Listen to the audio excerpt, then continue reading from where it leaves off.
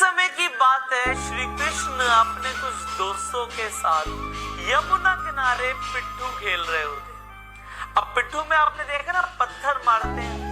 अब वहां पे सारी जो दोस्त होते हैं बड़े नटखट होते हैं, और उनमें से एक दोस्त क्या देखता है कि वहां से एक औरत गुजर रही है, और उस औरत के हाथ में बहुत आकर्षक सा मटका है।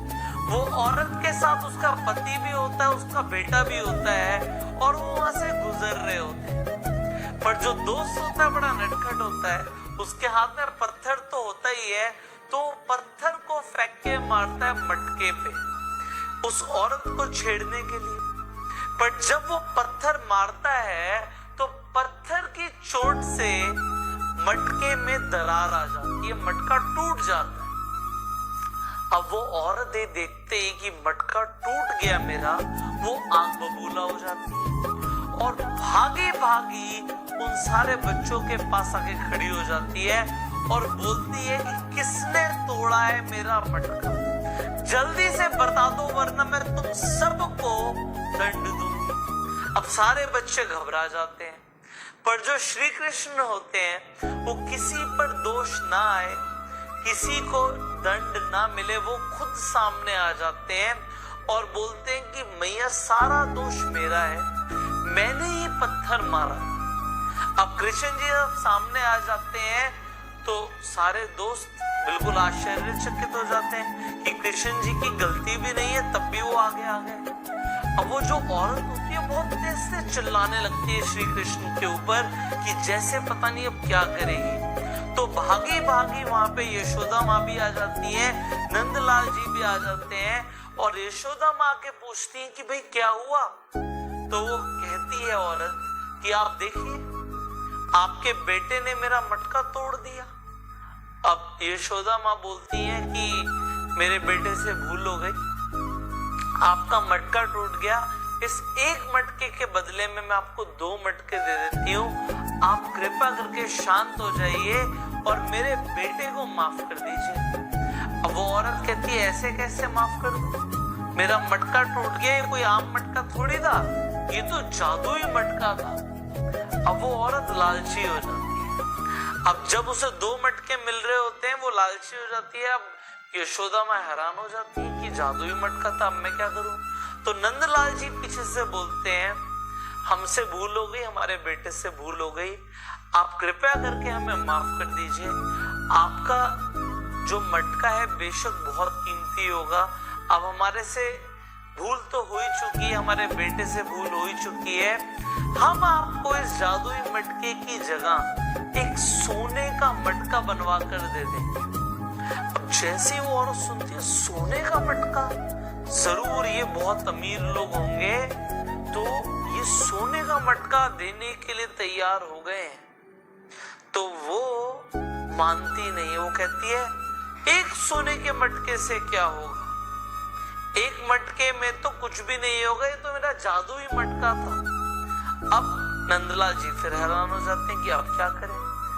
तो वो औरत को बोलते हैं कि आप एक की जगह हमसे 2 सोने के मटके ले लीजिएगा, हम आपको 2 सोने के मटके बनवा कर दे देंगे, आप कृपया करके हमारे बेटे को माफ कर दीजिए। उस औरत का लालच और बढ़ जाता है कि 2-2 सोने के मटके दे रहे हैं, जरूर इनके पास बहुत पैसा होगा, तो कम से कम मुझे 10 सोने के मटके चाहिए।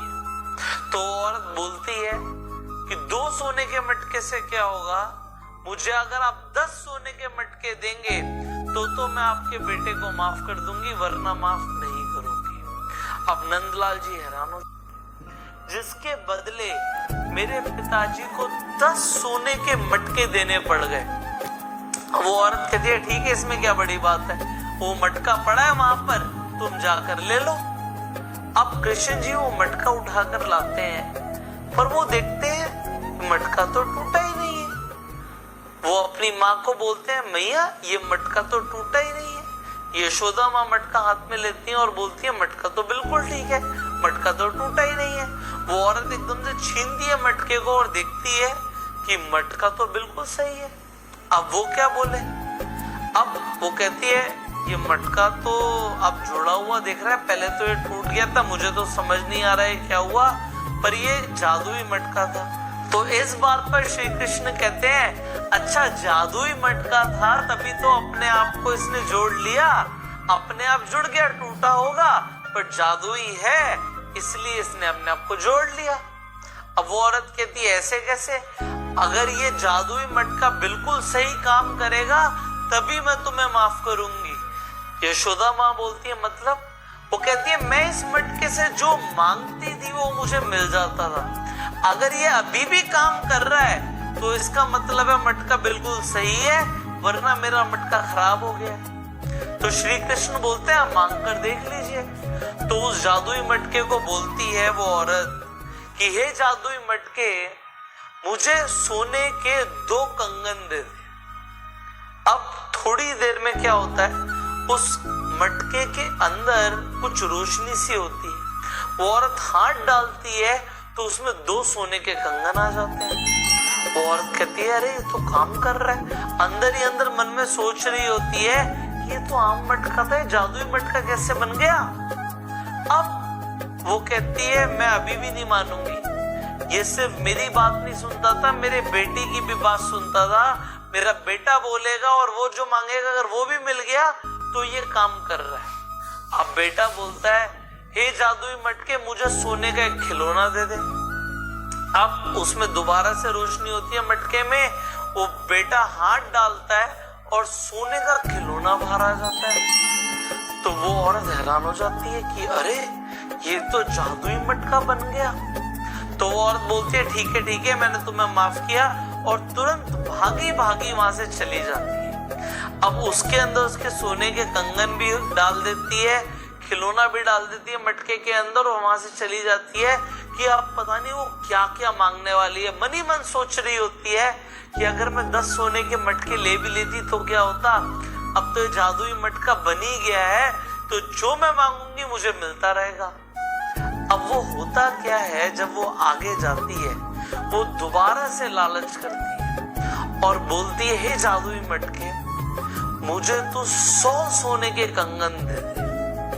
अब उसके अंदर रोशनी तो होती है, पर जब वो हाथ डालती है तो सिर्फ मिट्टी बाहर आती है, जो उसका ऑलरेडी उसके अंदर कंगन और खिलौना होता है वो भी मिट्टी बन चुका होता है। वो औरत दोबारा से बोलती है हे जादुई मटके, मुझे 100 सोने के कंगन दे दे।